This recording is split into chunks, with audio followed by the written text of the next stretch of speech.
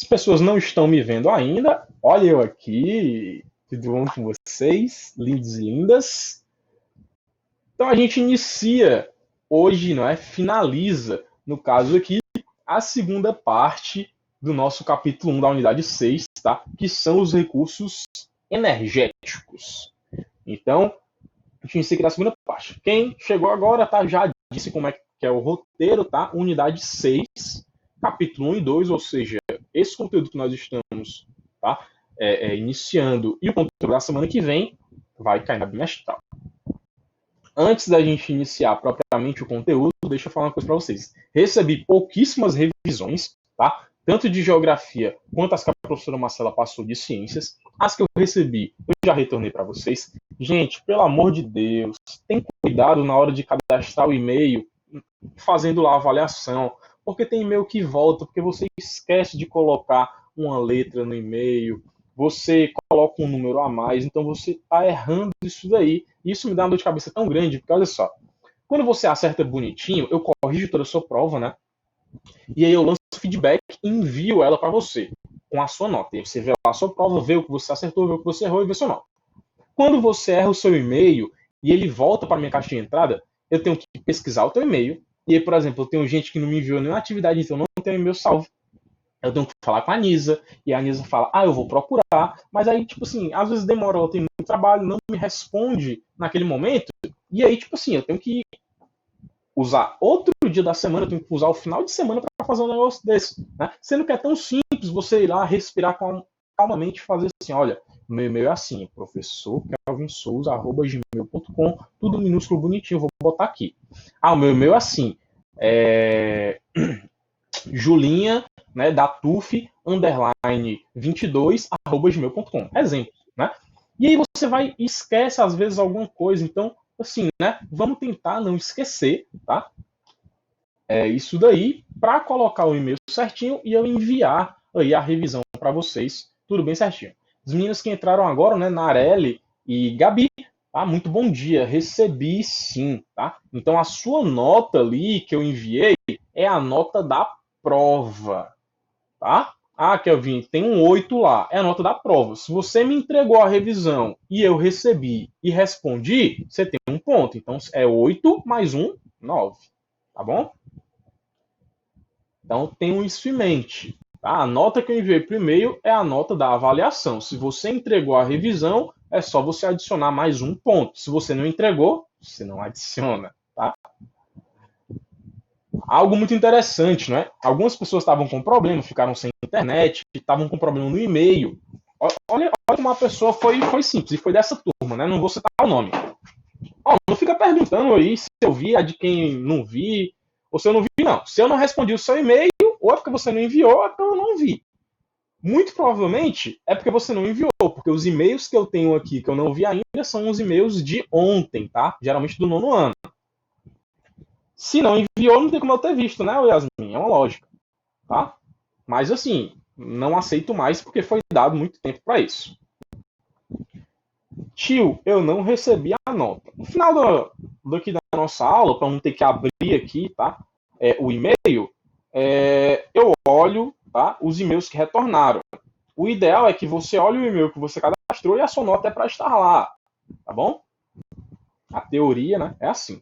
Tirando as de ciências, né, que as de ciências do 7º ano ficou com a professora Marcela. Então ela vai enviar as notas aí para vocês, tá? A lógica é essa. Tá certo?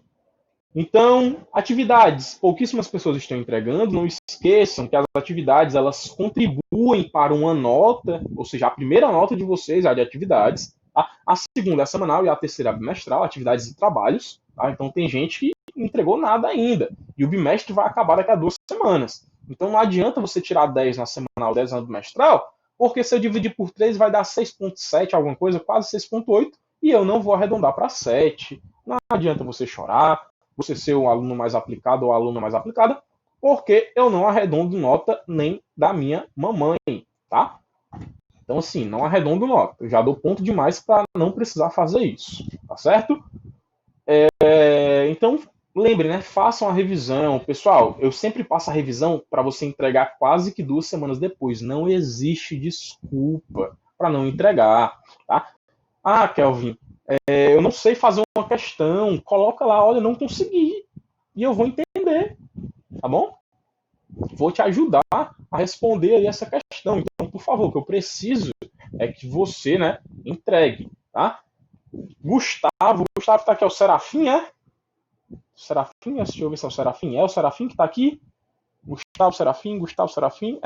Se for, você foi uma das pessoas que escreveu errado, tá, o e-mail. E aí você tem, né? Depois a gente vai conversar quando acabar aqui a aula para você me enviar o seu e-mail certo e eu enviar a sua nota, tá? Se você for o Luiz Gustavo Serafim, que eu acho que é. Mais alguma coisa? Sim, a pessoa, não é? Que entregou depois, ela chegou para mim e falou: olha, Kevin, eu tive um problema no e-mail, mas tipo assim, ela entregou depois ainda na semana, né? No final de semana da semana que eu aceitava as notas. Ela chegou e falou: olha, eu tive um problema com o meu e-mail, não estava conseguindo ter acesso dele, e eu tô aqui trazendo a revisão. Cabe a você aceitar ou não. Então, assim, tipo, ela explicou o que tinha acontecido, né? Falou comigo, me procurou para falar isso. Então, assim, é óbvio que eu aceitei a revisão dessa pessoa, tá? Mas agora sim, as pessoas que querem enviar agora a revisão, não precisa, foca em enviar dado bimestral. Cada semanal eu não aceito mais, as notas já foram fechadas, tá? Minha planilha de notas já foi fechada na semanal. Não vou alterar ela de forma nenhuma. É tanto que eu não enviei logo as notas, só deixei para enviar na segunda-feira, porque eu estava esperando as pessoas fazerem a segunda chamada ainda, entendeu? Então assim, foca agora na bimestral, que é sucesso, tá? Então, a gente dá continuidade falando dos recursos energéticos não renováveis. Essas fontes não renováveis, elas correspondem a uma porcentagem maior da matriz energética brasileira, ou seja, para a energia, tá? Para a fonte de combustível, nós utilizamos as não renováveis, que são as que mais poluem o meio ambiente, tá? Desse total, a maior porcentagem está com os combustíveis fósseis, que envolvem o petróleo, o gás natural e o carvão mineral, e, tá certo, uma parte também de energia radioativa. Sim, nós exploramos minérios radioativos no Brasil, especificamente no Rio de Janeiro, com as usinas nucleares de Angra 1, 2 e 3. Tá? Então vamos lá. A matriz energética brasileira é composta, em sua maioria, pelos combustíveis fósseis, tá certo? E a sua minoria, as fontes energéticas renováveis. A ideia aqui é que, com o passar de vários anos, isso mude, porque esses combustíveis fósseis, se eles são não renováveis, significa dizer que eles vão acabar ou que eles vão existir para sempre. E aí, o que vocês acham? Energias não renováveis vão acabar ou vão ficar existindo para sempre? E aí? Só duas pessoas responderam. E aí? E aí? E aí? E aí? E aí? 19 pessoas, só 5 responderam. Opa, tem mais gente respondendo. E isso vai chegar um momento em que essas fontes não renováveis elas vão se esgotar. Por que isso acontece em Kelvin Sama, meu querido? Porque elas levam milhares de anos para se formar, tá? Os combustíveis fósseis, eles são derivados dos dinossauros lá no período paleozoico, tá? Cenozoico, mesozoico, no Jurássico, no Cretáceo, tá? São milhares de anos para esse combustível ser formado, onde você tem um dinossaurozinho que morreu, que foi soterrado, tá? Que a pressão e a temperatura era ideal para que ele se decomposse lentamente. A parte de pele, de tecido, de musculatura deu origem a um líquido enegrecido chamado de petróleo. Tá? Os gases provenientes dessa decomposição deram origem ao gás natural e os ossos desses animais, tá? Assim como dos vegetais, deram origem ao carvão mineral. Vamos lá. O que é que meu querido está perguntando aqui? Kelvin Sama. Eu vi no site que a biodiversidade perdida na Amazônia vai demorar décadas para se recuperar. Você está se referindo em relação ao quê? Perdida em relação ao quê? Qual biodiversidade foi perdida na Amazônia? O que aconteceu? E aí? Eu vi no site que a biodiversidade na Amazônia vai demorar décadas para se recuperar. Qual? Foi perdido como? O que foi que aconteceu? Porque enquanto a gente conversa, está ocorrendo a extração ilegal de madeira. Enquanto a gente conversa, está ocorrendo a extração ilegal de minério. Enquanto a gente conversa, está ocorrendo o extrativismo, tá? Todos aqueles tipos no bioma amazônico de forma indiscriminada. Então, assim, essa perda, né, de biodiversidade, ela é diária. Então, eu vou mais além. Ela vai levar centenas de anos para se recuperar. Porque para uma espécie se restabelecer, não são 10 anos, não são 20 anos. Tá? São números bem maiores. A gente não vai conseguir acompanhar o bioma amazônico se recuperar. Tá? Enquanto a gente viver, né, e as políticas ambientais brasileiras forem da forma que estão sendo, a ideia é que cada vez mais nós percamos o número de área dos biomas que nós temos. Tá? Isso não tem totalmente uma relação direta com o nosso conteúdo, mas tem uma relação indireta quando a gente trata dos recursos renováveis, que envolvem, na maioria das vezes, recursos ambientais. Tá? Inclusive, uma das problemáticas que envolvem o bioma amazônico é porque milhares de anos atrás, onde hoje é a Amazônia, era um oceano. Tá? Existe uma proximidade muito grande, tá, entre a Amazônia e o oceano. E alguns cientistas afirmam que nós temos, né, bacias petrolíferas na Amazônia. Então, o que o governo planeja? O governo planeja extrair petróleo da Amazônia, comprometendo mais ainda a biodiversidade. É por isso que os Estados Unidos da América, por isso que o Trump é tão amigo do nosso presidente atual. A preocupação da política atual é extrair recursos brasileiros para a economia. Mas aí eu pergunto para vocês, vai chegar um momento em que a economia vai entrar em colapso, porque eu não vou ter mais o que extrair.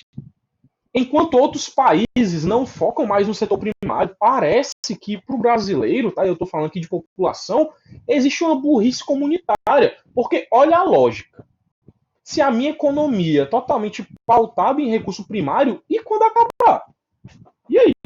O que vai ser? Quando a agricultura não for mais sustentável para o Brasil, nem a pecuária? E aí? O que é que vai ser da economia brasileira? Se já é ruim. A economia brasileira é péssima. A gente pega um país europeu, ele compra, olha a lógica. Eu vendo barato o meu produto. Esse meu produto é transformado e eu compro ele mais caro porque não tenho tecnologia. Qual é a lógica? Eu tenho um relógio que é feito com peças metálicas. Esse metal, seja a liga de alumínio ou ferro, é extraído do Brasil, é vendido para um país mais barato. Esse país transforma em um objeto e vende para o Brasil mais caro. Olha a lógica. Eu estou perdendo dinheiro, não é ganhando, não. Tem lógica isso para vocês? Para mim, não tem. Para mim, tem lógica o seguinte. Olha, eu vou investir na tecnologia para fazer isso daqui e vender. Isso é uma lógica. Por que é que eu pago tão caro em um celular, em um notebook, em um fone de ouvido? Por que é que a gente paga tão caro? Porque nós não produzimos. A gente compra da China, compra dos Estados Unidos, compra da Índia, compra da Coreia. Mas não compra do Brasil. O que tu compra do Brasil? Tupperware. Comprei um negócio muito bacana, altamente tecnológico. Tem uma tampa, uma Tupperware. De onde? Do Brasil. Qual é o valor agregado nisso? Olha, eu peguei a seringueira, eu extraí o látex, fiz a borracha, eu extraí ali o petróleo, fiz o plástico, porque o plástico é um polímero derivado do petróleo, e estou vendendo o quê? Tupperware. Quer comprar aí a Tupperware? O Brasil vende o quê? Tupperware. Vou comprar todo mundo uma Tupperware? Não tem lógica. O Brasil ele precisa investir nos outros setores da economia. Vamos lá, o setor primário. É o setor que o Brasil, infelizmente, mais investe em tudo. Tudo foca no setor primário. Agricultura e pecuária, agricultura e pecuária. Vai chegar um momento que eu não vou ter mais espaço para produzir, porque a população vai crescer. Vai chegar um momento que eu não vou ter espaço para criar animal, porque a população vai crescer. E aí que meu setor primário vai pro ralo. E quem vai pro ralo junto? Eu. Você, seu pai, sua mãe, que contribui para isso. Porque mora no Brasil. Metas de vida. Estudar e, se mandar. A situação aqui não tá boa. A situação aqui vai piorar. Muito. Não é pouco. É muito. Por quê? Porque o país precisa investir em tecnologia para se tornar autossuficiente. olha para matrizes energéticas. Eu tenho pouquíssimas em comparação com países europeus. Tá? Os números lá estão diminuindo. A França falou que em 2022 não produz mais carro movido a combustível fóssil. Enquanto o Brasil está comprando uma tecnologia antiga. O que a gente acha que é novo, como painel solar, eólica, usina maremotriz, tá? O que a gente trata de renovável, que é novo para a gente, é velho para outros países. É uma tecnologia de 20, 30 anos atrás. A tecnologia chega defasada no Brasil. Tecnologia nova é caro, pessoal. Peguem, por exemplo, né? Eu gosto de citar isso, os notebooks, né? Meu colega, eu acho, eu falei para vocês, comprou um notebook 9 da Razer, foi 25 mil reais, o preço de um carro popular. Você tem que comprar um notebook de um preço muito mais barato. Por exemplo, hoje, 3 mil reais é caro para a maior parte das populações, né, das famílias brasileiras. Então, nós temos uma séria problemática em a tecnologia. A tecnologia que chega no Brasil já é uma tecnologia velha para outros países. Tá certo? Então, a ideia é essa, olha, estudem bastante para vocês terem oportunidade no exterior de saírem do Brasil. Tá? Tem uma maneira de impedir que isso aconteça, que o setor primário acabe? Tem, conservando o que ainda resta de biodiversidade, tá? Praticando agricultura sustentável, uma pecuária sustentável. Mas aí, olha o grande problema disso, Fabiane. Hoje o agronegócio, né, que é um dos grandes agentes que está destruindo os nossos biomas, ele prega o seguinte, olha, a gente produz muito, os agrotóxicos, né, desmata, faz essa problemática porque tem que satisfazer a fome mundial. Mas eu pergunto para ti, cara, o Brasil, ele não satisfaz a fome mundial, porque aqui no Ceará, no interior, tem gente passando fome e sede. Isso é uma questão política. Eu preciso, olha a lógica, eu preciso ter o pobre para eu ter uma pessoa rica. Eu preciso ter o pobre trabalhando para sustentar o rico. Isso é uma lógica capitalista. O nosso sistema econômico pega isso. Eu preciso que o seu pai, a sua mãe, que o tio Kelvin trabalhe para alguém, para que aquela pessoa enriqueça. Então, não existe isso de eu produzo para acabar a fome do mundo. Porque você vai visitar ali qualquer país africano, você vai para o interior do país, tem gente passando fome. Você vai para o interior do Ceará, que você não precisa ir muito longe. Vai lá para Juazeiro do Norte, Crato, Barbalha, Solonópolis, Jaguaribara, tá? Que são municípios aqui do Ceará. Você encontra gente na miséria passando fome. Você vai no meio da rua, você encontra gente passando fome. Então, como é que eu posso dizer que o Brasil satisfaz a fome da população mundial se o Brasil não satisfaz nem a fome dos brasileiros? Enquanto a gente conversa, tem gente que não tomou café da manhã. Tem gente que não tem o que almoçar. E tem gente que não tem o que jantar. Enquanto a gente está aqui tendo aula. Tem gente que está no meio do sinal trabalhando para conseguir comer. Da mesma forma que tem gente que está no sinal sem trabalhar para usar droga. Existem esses dois extremos. Então, percebam o seguinte, tá? As políticas públicas atualmente, elas não favorecem a maior parte da população, que é uma população de classe média e pessoas que vivem na pobreza e na miséria. Tá? Então nós precisamos reverter isso.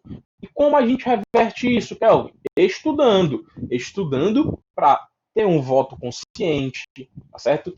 Estudando para eleger bons candidatos que defendam a maior parte da população, uma população que você está inserido, tá? Ah, Kelvin, mas a minha família é rica e tudo não sei o quê. Ah, se a sua família é muito rica, tá? Você tem que entender algumas coisas. Primeiro, quem é rico é a sua família, não é você. Né? Existe uma diferença muito grande. Ah, mas é porque meu pai é rico, a minha mãe também, tudo. Eles são ricos. Você ainda não é. Quando você herdar, né, o patrimônio deles, aí você vai ser rico.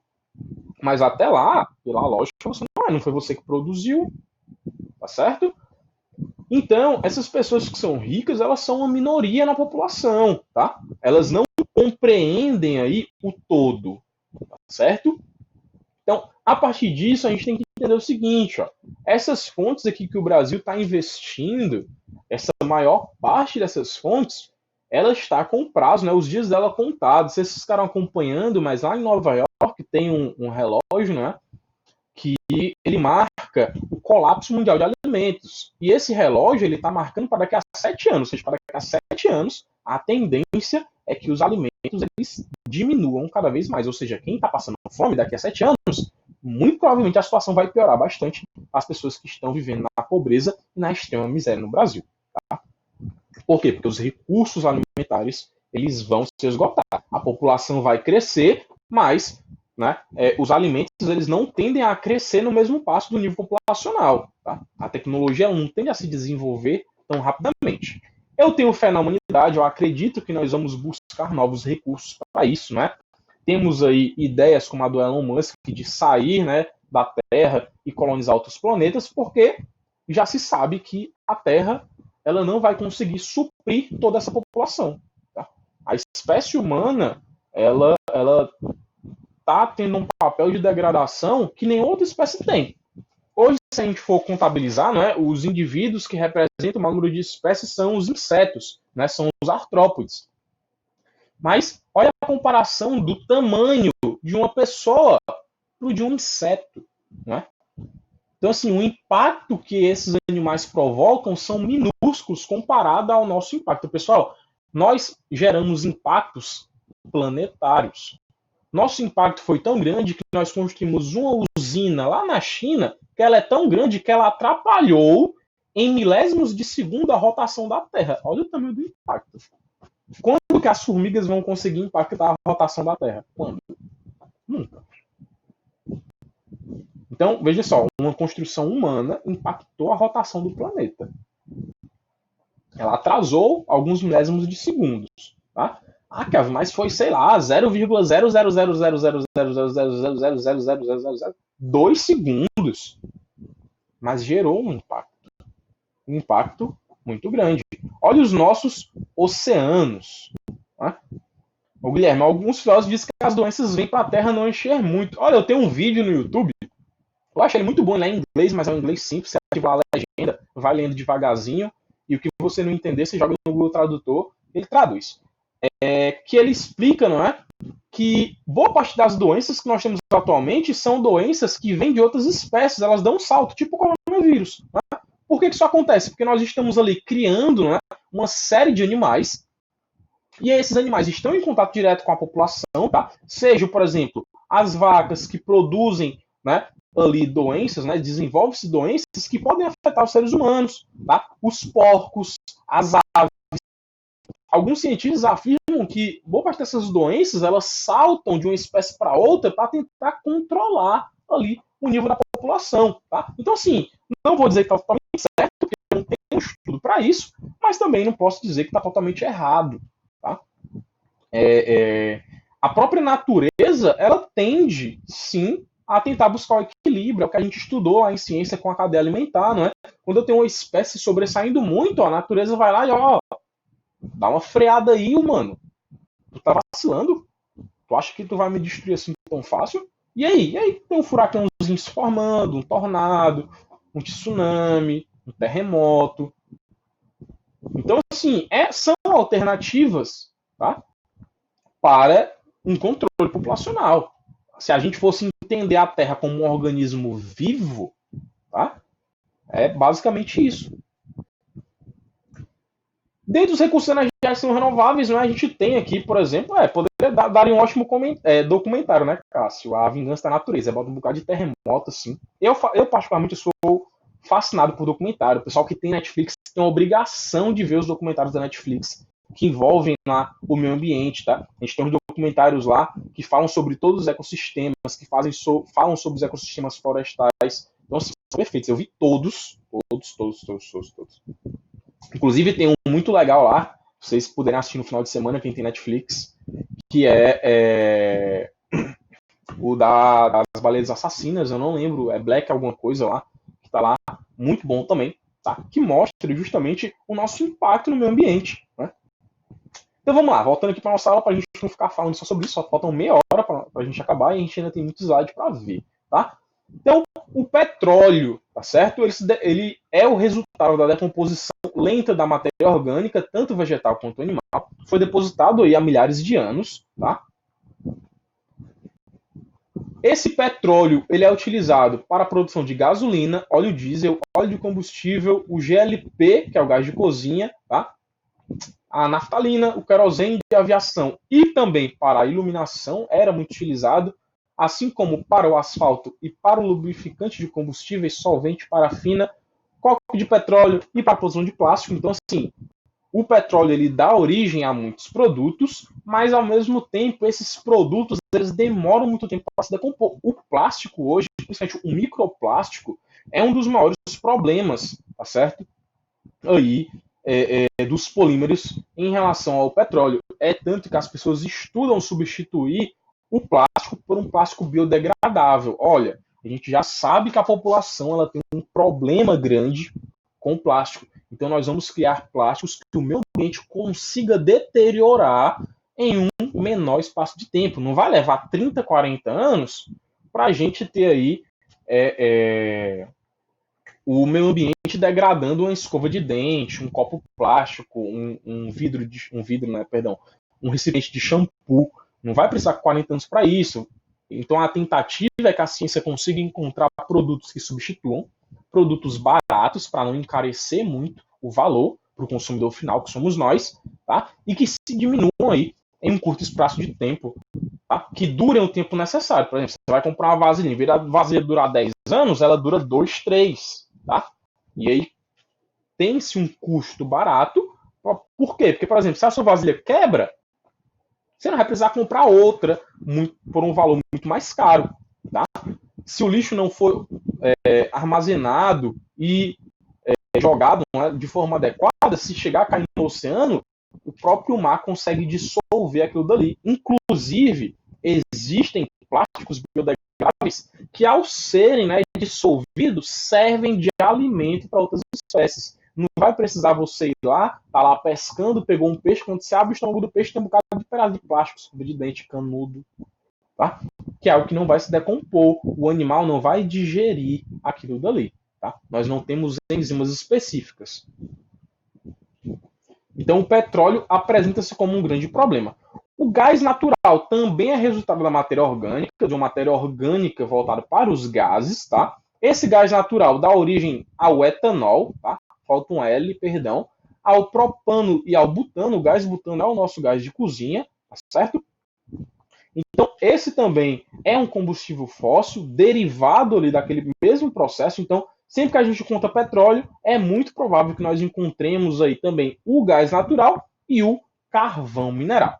A produção do gás natural envolve 6 etapas. Uma etapa de uma exploração, que vão ser os estudos para a gente avaliar aí a quantidade de gás que tem naquele local. Sim, cara, sempre que a gente encontra petróleo, os outros combustíveis fósseis eles podem estar presentes. Agora sim, imagine o seguinte: olha, a gente encontrou um número muito grande de petróleo, mas tem pouco gás natural. Às vezes o investimento não vale para extrair aquele gás, porque é muito pouco. Então, as pessoas só extraem se o custo para extrair, tá certo? Der um retorno maior do que a operação de extração. Tá? Se for gás pouquinho, que não vale a pena extrair, que o custo da extração vai ser maior, tá? Geralmente as petrolíferas elas não extraem esse gás. E a própria estação de extração de petróleo já tira tanto o petróleo quanto o gás, quanto o carvão mineral. Suga-se tudo saindo do interior da Terra, tá? Ou do interior dos oceanos e indo direto para a superfície. Então, as etapas do gás natural.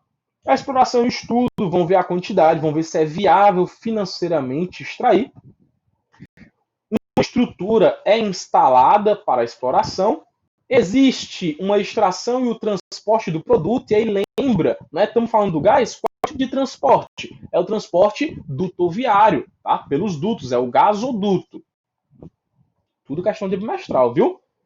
Existe o processamento, é retirado aí, no caso é filtrado esse gás, porque pode ter partículas de sedimento.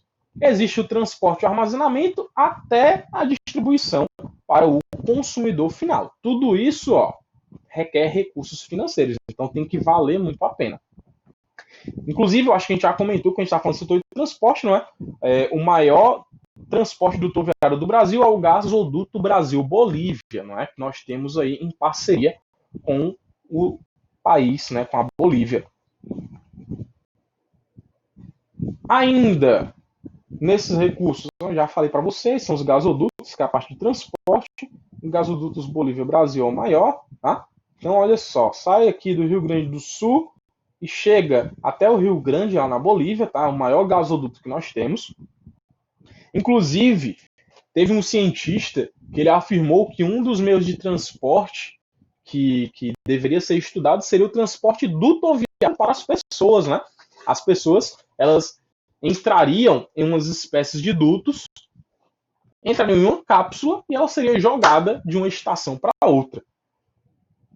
A grande problemática disso, né, seria aí a parte da infraestrutura, porque, por exemplo, como é que esse duto iria frear? Não é? Iam colocar rodas, seria a vácuo, como se daria esse transporte? Mas, segundo esse cientista, eu não lembro o nome dele, tá? Seria tipo você entrar dentro de um tobogã e sair lá no local que você deseja. O problema é, por exemplo, vai que a velocidade é muito elevada, porque ele afirma que a velocidade seria, né, superior à do trem-bala. A gente tem um trem-bala que assume velocidade de quase 600 km. Então, imagina, tu viajar numa cápsula a mais de 600 km. Então, assim, tem risco para os órgãos internos das pessoas. Se tiver algum problema de freio, imagina você frear a velocidade de 600 km por hora. Então, assim, algo muito problemático, né? Porque, lembra, as leis lá da física que o tio Calvin fala que se aplica à rotação da Terra. Se um corpo está em movimento, ele tende a estar em movimento. O que vai parar é a cápsula, o seu corpo continua o movimento. Então, morrer esmagado não deve ser muito legal, não. Da mesma forma aí, né? O meu querido João Gabriel tá colocando, tem uns que chegam a 800 km, né? Mesma coisa, imagina um bicho desse batendo, não escapa. Não escapa alma nenhuma daí de dentro, tá? E eu nem sei se tem um trem-bala a 800 km mesmo. Eu sei que o avião chega a velocidades parecidas. Mas eu não entendi porque carinha contente não mostra na certa, não. Eu acho que é o bonequinho morto mesmo. Não, a alma fica. No momento que você pensar no impacto, a sua alma, o seu último neurônio funcionou naquela sinapse ali, naquela passagem de informação. O resto é resto. Carvão mineral também é de origem fóssil, geralmente está associado a uma matéria orgânica que não foi bem decomposta, geralmente são os ossos dos animais. E esse carvão mineral ele é dividido em vários tipos por conta do processo de queima desse carvão. Tá? A extração pode ser de dois tipos, tanto a céu aberto quanto subterrânea, depende da profundidade da extração. Tá certo? Lembrando que essa atividade de mineração é uma das atividades que mais poluem e prejudicam o meio ambiente. Então, eu tenho carvões de baixa qualidade, ou seja, eu tenho carvões, né, que vão queimar, vão produzir menos energia, enquanto eu tenho carvões que vão ter um maior número de energia. Tá? Então, vamos lá. O melhor tipo de carvão é o antracito, tá? Mas ele corresponde a 1% de todas as reservas mundiais, ou seja, ele é muito caro. Tá? Por conta disso, ele tem um uso mais voltado para o uso doméstico e industrial. Tá? Em alguns casos, o carvão aqui mineral não é o carvão encontrado para a churrasqueira. O carvão da churrasqueira que a gente usa é o carvão vegetal. Tá? Nós temos o xisto betuminoso, que dá origem a esse carvão betuminoso, que é um dos que mais está presente, então é o mais participante e atuante nas indústrias de fabricação de ferro e aço, tá certo? Então tem um uso industrial muito maior, enquanto que o subbetuminoso e o lignito são utilizados para a produção nas termoelétricas. Tá? Ou seja, eles vão aquecer ali a caldeira e o vapor vai produzir energia. Nós temos, por exemplo, uma termoelétrica no Pecém, aqui no Ceará. Tá certo? Então, lá no municípiozinho do Pecém, nós temos uma termoelétrica, que é a termoelétrica do Pecém, que usa o carvão para resfriar, no caso, para esquentar uma caldeira. Essa caldeira de água extraída pelo rio, ela entra em estado de evaporação, o vapor é capturado, tá? E é produzida energia a partir disso. É tanto que quando a gente está indo para o Pecém, a gente vê uma indústria soltando várias camadas de fumaça, poluindo o meio ambiente. São as usinas termoelétricas. Urânio é um mineral radioativo, como vocês já devem conhecer. Tá? Essas usinas precisam ser muito bem construídas e preservadas, senão alguns acidentes podem ocorrer. E assim, pessoal, o tempo de vida do urânio leva-se centenas de anos, tá certo? Para ocorrer. Então, assim, é um minério que vai passar aí, beleza, ó, um dos exemplos que a gente vai citar aqui, tá? Inclusive tem exemplos brasileiros de acidentes nucleares. Então o urânio ele tem um tempo de vida muito grande, que dura em torno de 500 e 600 anos. Então sim, demora muito tempo. Olha aí, o pai da Andressa trabalha nessas usinas, mas tem que ver se é a termoelétrica ou se é a Petrobras, tá? Ou se é uma usina eólica, tá? Tem que ver qual é o tipo de usina que o seu pai trabalha. Se não me engano, seu pai é engenheiro, Fabiane? O seu pai trabalha com o quê? Me diga aí. Eu não lembro. Então, essas usinas têm que ter uma boa estrutura e uma boa infraestrutura para que não exista nenhum tipo de acidente, tá? Envolvendo o meio ambiente. Porque se tiver, a probabilidade de dar errado é muito grande e todo o ecossistema vai ser afetado, porque o urânio é um metal pesado, ele se acumula nos organismos. Ah, ele trabalha na siderúrgica, muito bom, tá? Muito bom mesmo.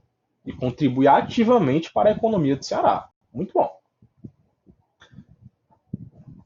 25% do território brasileiro foi, né, estudado para se ter urânio. Então, nós encontramos urânio na Bahia, no Ceará, no Paraná e em Minas Gerais. Tá? É tanto que eu estava conversando com os alunos do 9º ano ontem na aula e eles perguntaram, né? Ela pergunta, foi o Leonardo, falou assim, Kelvin, o que você acha da extração de urânio aqui no Ceará? Então, vou falar a mesma coisa que eu falei para eles. Imagina que ocorre um acidente, tá? Numa rodovia aqui, como por exemplo, sei lá, um caminhão bate com um carro. E esse caminhão está carregado de rejeitos de urânio.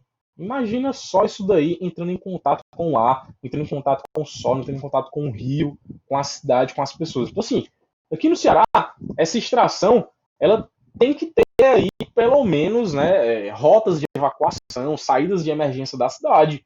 Porque se um caminhão desse vira numa avenida, vira numa BR, uma CE, contamina tudo que está naquele local. Tudo. Tá? Então, assim, precisa-se ter um estudo muito bem. Mas, assim, economicamente falando, é extremamente viável para a economia cearense essa extração. Mas, socialmente falando, eu acredito que traga mais prejuízos do que benefícios. Tá? E como nós somos seres sociais, quando eu falo socialmente é envolvendo nós, população, tá? Eu acredito que não deva-se ter essa extração. Eu acho que o Brasil não tem tecnologia suficiente para lidar com isso. Realmente, uma usina nuclear funciona da seguinte forma, tá? Eu tenho um reator nuclear, esse reator vai produzir energia, eu vou ter umas espécies de piscinas que vão ter o papel de circuito secundário, ou seja, essa água vai ter o papel de resfriar esse reator. Tá? Quando essa água entra em contato com esse reator, que está em altas temperaturas, ela provoca um vapor, esse vapor é extraído, vai para uma turbina, vai para um gerador de energia, se transforma em energia elétrica. Tá? Funciona dessa forma. O urânio, a energia dele é extraída, essa energia aquece uma piscina, tá? Essa piscina, a água entra em estado de evaporação, esse vapor é armazenado e capturado, gira uma turbina e produz energia elétrica. Benefícios disso é que esse urânio vai produzir energia por centenas de anos. Tá? Esse mineral vai conseguir produzir energia durante muito tempo. Malefícios, vai chegar um momento que eu vou precisar armazenar o resto desse urânio. E aí? Onde é que eu vou armazenar isso daí aqui no Brasil?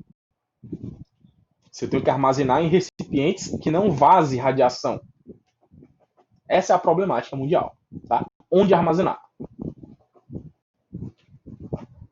E aí o governo brasileiro ele decide trabalhar com energia nuclear. Então, aqui na década de 60, eu tenho uma usina nuclear sendo construída. Tá? A construção de Angra 1 entre a década de 60 e 70 e depois a construção da usina Angra 2 e Angra 3. O nome é Angra porque está ali, tá? No Rio de Janeiro, próximo de uma ilha chamada Angra dos Reis. A Júlia falou assim, onde armazena normalmente? Só armazenado de chumbo para que isso não vaze. Mas chega um momento em que eu não tenho mais onde armazenar. E aí alguns países internos, alguns países jogam dentro do oceano, e aí que depois de alguns anos, né, algumas décadas, isso acaba voltando para a natureza, contamina o peixe pequeno, que é alimentado, serve de alimento para o peixe grande, como é um metal pesado, se acumula no organismo, então o peixe grande está infectado, vamos tratar como infecção, né? O peixe grande está infectado com metal pesado, você pesca o peixe grande, você come esse peixe, está no seu corpo, e quando você morrer, volta para o solo, que pode nutrir a planta, e se for uma planta frutífera, vai dar um fruto, que vai estar contaminado com metal pesado, que você vai comer, e retorna-se para a natureza até aquela radiação se dissipar. Então, assim, é uma problemática intensa com os metais pesados. Tá? Então, precisa-se de um estudo específico, porque, assim, olha, fui contaminado com metal pesado, você vai morrer, o metal pesado vai continuar no seu corpo até a energia se dissipar. Então, aqui são as usinas nucleares que ficam, tá, no Rio de Janeiro. Por enquanto, no Brasil, nós só temos elas, ainda bem, né, por enquanto. Então, muito estudo envolvido aqui, mas se der qualquer problema, né, eu acho que o Brasil não se recupera de um desastre dessa magnitude já. Não se recuperou, né, desse das barragens aí de Mariana e Brumadinho, imagina num desse. O risco dessas usinas nucleares é gigante, eu vou adiantar porque a nossa aula está acabando, né, 10h47, então assim, as usinas nucleares trazem esse problema, porque esse lixo produzido precisa se ter um local adequado, para que a gente não tenha espaço, demora aí muito tempo para essa radiação se perder. Quanto maior a quantidade produzida, mais ela vai se acumular e mais tempo ela vai demorar para parar de emitir radiação. Tá? Então, os desastres são quase que certos que vão acontecer. E aí nós temos, tá, os desastres mais recentes, como o desastre de Fukushima, que ocorreu em 2011, onde nós tivemos um abalo sísmico. Esse abalo sísmico gerou um tsunami no Japão e atingiu ali o reator nuclear de Fukushima, o que provocou uma explosão, liberou radiação para, né, a atmosfera, liberou radiação para o solo e para o oceano, é tanto que a zona de Fukushima foi interditada, pessoas morreram e a zona de pesca lá está proibida, mas a gente sabe o seguinte, pessoal, o peixe ele não vai ficar naquela área, né? Ele vai migrar, ele vai para outros locais, então essa radiação muito provavelmente se espalhou pelo planeta. O mais conhecido é o de Chernobyl, que ocorreu na cidade de Pripyat, na Ucrânia, tá certo? A cidade foi totalmente evacuada, o reator foi isolado, mas mesmo assim a radiação ela não fica ali presa especificamente, ela vai se espalhando com o vento, com os animais, com as águas.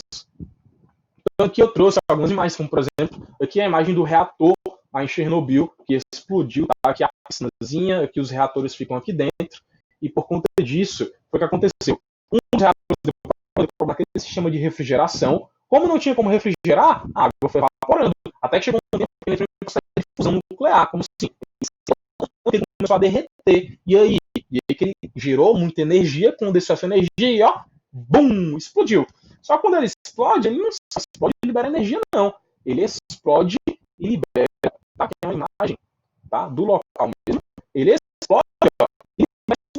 É um exemplo de um radioativo, tá? Com um campo magnético mostrando como ele libera essa radiação. Então vocês estão vendo que esses peixes aqui, ó, é a radiação. E a radiação vai para todos os locais. Então, na explosão do reator, não foi só energia, tá certo? Que foi liberada, tá? Inclusive o Nostalgia, que é o canal do Castanhari, eu gosto bastante, ele explica muito bem isso, tem uma aula para aquilo, tá? Ele tem uma série de professores, não é um professor de geografia que está no suporte, é alguém que foi no local, é uma pessoa que tem um diploma de cientista, assim, é uma série de pessoas que o Castanhari, na verdade, a sua tá travando para mim. Será que não é minha voz? Será que é a internet? Hello? Estão me ouvindo direito?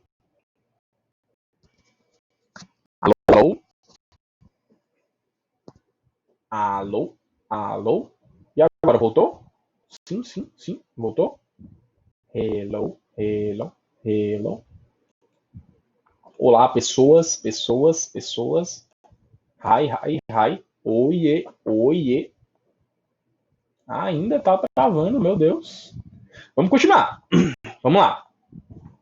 Então, o Castanhari, ele tem um papel ali, não é? De locutor. Então, veja o Castanhari como um locutor. Ele é uma pessoa que tem ali uma série de professores que ele faz na pesquisa. Mas eu gosto demais do conteúdo dele, porque é um conteúdo que tem uma linguagem muito acessível, né? Por mais que às vezes, né, role uns palavrões, né, role uma linguagem não apropriada, mas a linguagem dele costuma se assemelhar com a do público jovem. Então, eu gosto bastante. Então, assim, nessa explosão de Chernobyl, não é liberado somente energia, mas as partículas de radiaçãozinha aqui também vão ser liberadas, tá certo? Qual foi a alternativa, então, da Ucrânia para que isso não ocorresse mais? Uma cúpula de chumbo, tá, foi usada para cobrir aí esse local para que ele parasse de emitir radiação, tá? Então, foi construída uma estrutura gigantesca para cobrir todo um reator feito com chumbo. O chumbo ele tem uma propriedade em que os raios, tá certo? Radioativos não conseguem ultrapassar as suas paredes. É por isso que quando as pessoas que se envolvem em acidentes de radiação morrem, elas são enterradas em caixões de chumbo. Caixões pesadíssimos, tipo um caixão que de madeira pesaria, sei lá, 10 quilos, com o corpo da pessoa aumentaria, um caixão feito de chumbo pesa, sei lá, umas 2 toneladas, não, 2 toneladas foi muito, pesa 200, 300 quilos, certo? Tem pessoas que estão trabalhando em Chernobyl? Não, né? A cidade ela foi sitiada, como assim, ela foi fechada, cercada. O que ocorre é que algumas pessoas teimam, tá? Vão contra as autoridades e visitam o local, né? Tem muito youtuber que eu vi fazendo isso. Outras pessoas são mais seguras, elas ficam a distância segura da cidade e usam drones para visitar a cidade. Eu vi recentemente no canal de um rapaz que ele usou um drone e saiu visitando a cidade completamente. Quando estava perto de descarregar, ele trouxe o drone de volta, trocou a bateria. Então, assim, foi inteligente, né? Aqui, o tsunami lá no Japão, tá? Em Fukushima. O reator que explodiu, isso é uma imagem real do reator explodindo por conta do tsunami, tá certo? E aqui uma imagem, né? O nível da água aumentou, tá? E acabou atingindo um dos 4 reatores que estavam presentes aqui. Em 13 de setembro de 87, ou seja, fez 30 anos em 2017, a gente tem um acidente do Césio 137 em Goiânia. Precisa se trocar de quanto tempo a câmera que está em volta da usina não precisa ser trocada, tá, ô Júlia? O chumbo, ele acumula aquilo dali e não deixa aquilo dali passar. Então, é o tempo em que o mineral de urânio que está ali dentro demora para liberar sua energia, certo? Não precisa ser trocada. Então, eu tenho aqui o acidente do Césio 137 que ocorreu em Goiânia, aqui no Brasil, tá? Um hospital, ele para de funcionar dentro de uma instalação, ele leva todos os materiais, eles deixam uma máquina de radioterapia, uma máquina de raio-x, 2 catadores encontram, vem que é de metal aquele equipamento, vem que não tem mais ninguém, o prédio está abandonado, e eles vão vender no lixão esse material. Só tem um problema. Quando chega no lixão, as pessoas elas vão desmontar a máquina. E aí, quando elas desmontam, elas encontram, não é? Uma estrutura metálica, e dentro delas eles encontram um pozinho que brilha no escuro. Qual é a problemática? Eles encontraram uma cápsula com césio. O césio é esse pozinho que brilha no escuro. Por que é que ele brilha no escuro? Porque ele está liberando energia. Igual aquele materialzinho que a gente viu anteriormente, liberando aqueles raios.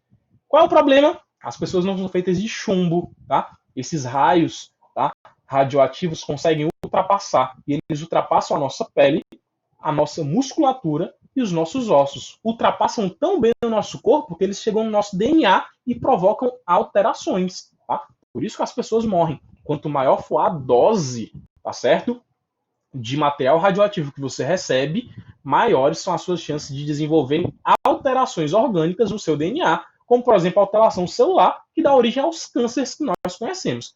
Kelvin, isso quer dizer que quando eu vou lá no hospital, no médico, e eu vou fazer um raio-x, eu estou recebendo dose de radiação? Tá, mas é uma dose tão pequena, mas tão pequena, que ela não altera significativamente ali o seu corpo, tá certo? É por isso que em alguns casos nós utilizamos um colete feito de quê, Kelvin?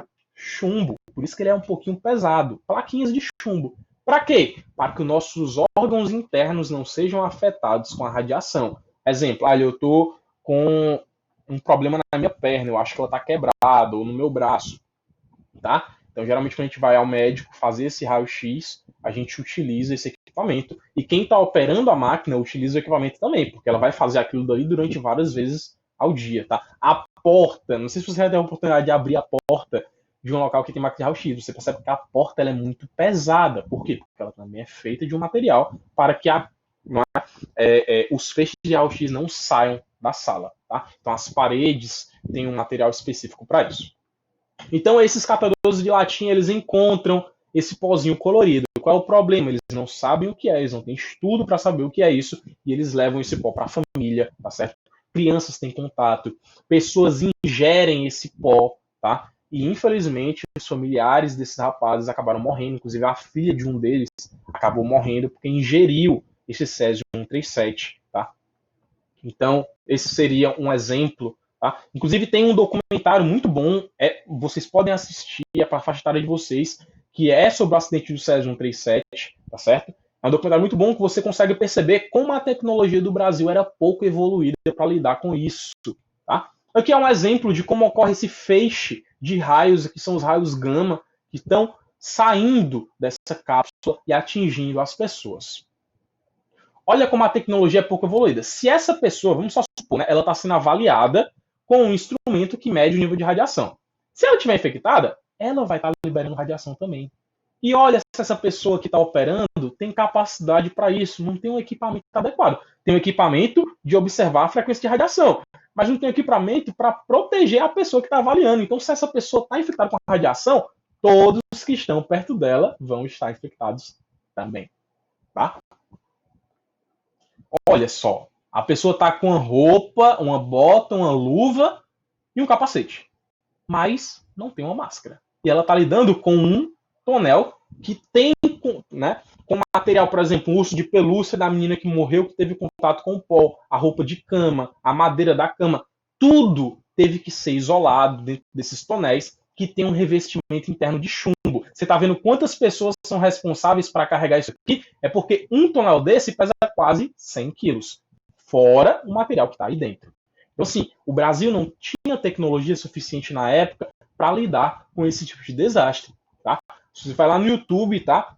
Quer um programa divertido para assistir no final de semana? Assiste isso daí, tá? Esse documentário é um documentário muito bom, mostra as pessoas, mostra quem sobreviveu a esse acidente, como foi o caso de um dos catadores. Isso daqui é um caixão de uma pessoa que morreu, é um caixão de chumbo. Pessoal, vocês não estão vendo, mas tem um guindaste segurando o caixão, porque isso aqui pesa facilmente entre 300 e 500 quilos, depende da pessoa que está sendo enterrada também, tá bom? E aqui o exemplo, tá? Esse daqui, se eu não me engano, é o seu Odair, ou é Aldair. Foi uma pessoa que entrou em contato direto, ele pegou na mão, tá? E ele desenvolveu um câncer de pele e perdeu alguns dedos, além de ter o sistema imunológico comprometido. Ele conseguiu sobreviver, mas a filha dele, eu não sei se foi a sobrinha, que foi aí uma das crianças que faleceu, tá? Por conta desse acidente, tá? Foi um dos maiores acidentes que o Brasil enfrentou, tá certo? De risco aí radiológico. Então, se vocês tiverem interesse, assistam. Tá? Então, a nossa aula por hoje ela se dá por encerrada. Se vocês tiverem alguma dúvida aí em relação à nossa aula, deixa nas caixas de comentário. Eu vou encerrar e finalizar a aula. Vou disponibilizar essa aula lá no Classroom, assim como também vou disponibilizar para vocês os slides, tá? Pessoal que entrou por último, vou colocar aqui de novo, ó. Roteiro da bimestral. Roteiro da bimestral. Unidade 6. Capitão não é o América. Capítulos 1 e 2. Tá? Roteiro da bimestral para vocês. Quem tiver dúvida, fica aí. A gente faz aí 5 minutinhos de tira dúvida. Vou só encerrar aqui o vídeo, tá?